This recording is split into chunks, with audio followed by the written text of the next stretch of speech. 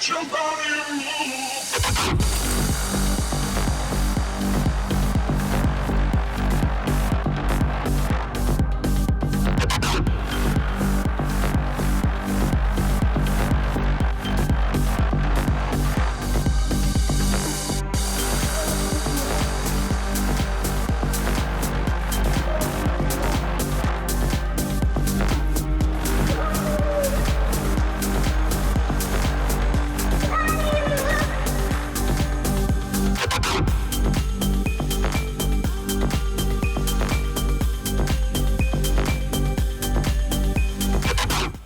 My name is DRITTO. I'm a producer, artist, and DJ from Brooklyn, New York. I've been an artist, producer for around 10 years now. What made me get into it is, honestly, I've been loving music since I could first remember hearing it, but I really wanted to get into it professionally after I stopped doing my other passions, which was hockey and going to school, because I had the time. And honestly, when I was a kid growing up, nobody ever wanted to start a band, and EDM wasn't a thing then really, and computers were still in their infancy. So then when I got out of college and computers were like, and EDM was like hitting its stride, it seemed like the thing that was perfect. I could start a band on my own, basically. Some of my favorite accomplishments have been getting my music to the top of the charts, and most recently getting one of my songs #1 in the world on Gala Music. And I mean, just getting my music played anywhere, honestly, is a great feeling. But getting it in the top of the charts is definitely a special spot. Who and what inspires me is kind of an amalgamation of things, because I've been listening to music that was like some of my first memories, listening to Michael Jackson. And I can't even, like, there's so many music memories. I can't even delve into who or what really inspired me, because there was just so many, but I can give you some standouts. Was definitely Michael Jackson. Rob Zombie was my first actual CD, and then I got Slipknot when my mom let me, because for some reason the Slipknot album cover looked more harsh than the Rob Zombie one did, which I had no clue how that worked out.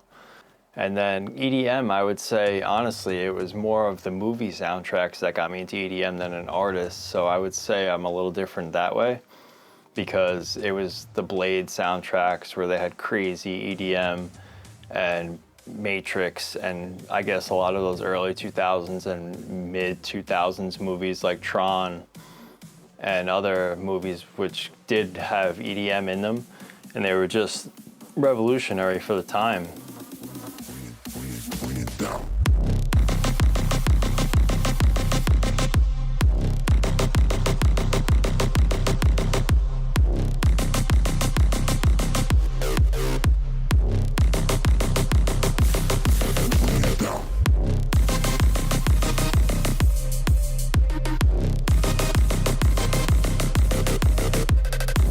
I just started my own label called Glorious Purpose Studios, and with that label we hope to bring a platform to give artists who can't get on major labels. I've seen so many talented artists out there that just aren't given a platform, and they honestly give up on their dreams because they have no outlet and nobody wants to give them an outlet. So I'd love to give people an outlet. Another big factor in that is I wanted to give back to the military, because the military is the reason that we're able to live safe in this country, and my family was a huge military family until my generation. But with this label, I want to give back something to the military at least.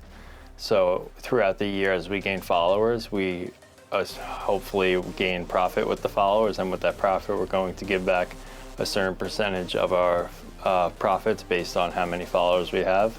And you can check on our website, gloriouspurposestudios.com, what that percentage is. We're going to update it as things grow. And hopefully, at the max, we gain 1 million followers, and we're able to give back 10%, which is a huge portion of the profit. And I think that's something that I would love to do, and it really represents the name of the label and what we're all about.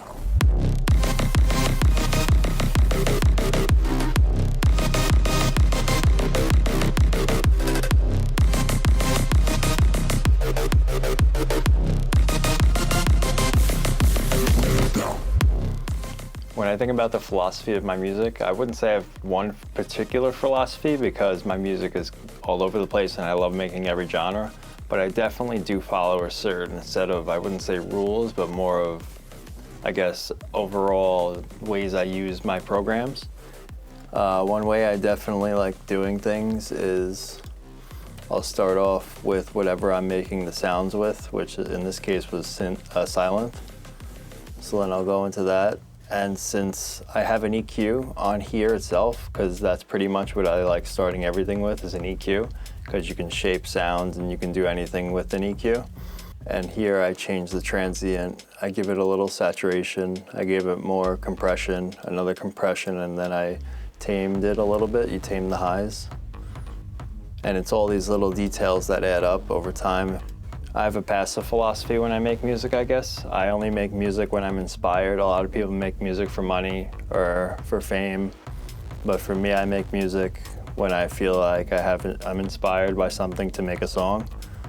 And that's my philosophy behind making tracks. I don't make a track for this or that reason. I make it when I want to make it, when I have a feeling inside of me to make a song.